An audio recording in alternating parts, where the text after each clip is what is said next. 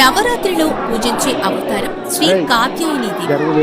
కాత్యాయన మహర్షి కఠినమైన తపస్సుతో మహాశక్తిని ప్రార్థించగా అమ్మవారు ఆయన యాగశాలలోకి అవతరించారు. సింహ వాహనంపై కూర్చుని ఒక చేతిలో ఖడ్గం, మరొక చేతిలో పద్మం, ఇంకో 2 చేతుల్లో అభయ ముద్ర, వరద ముద్రలతో దర్శనమిచ్చారు. ఆ కాంతి, ఆ శక్తి సమస్త లోకాలను వెలిగించింది. ధైర్యం, ఆత్మవిశ్వాసం, విజయం ప్రసాదించే అమ్మవారు కాత్యాయనీదేవి. కృష్ణుని వరం కోరుకున్న గోపికలు కూడా ఈ అమ్మవారిని పూజించారు.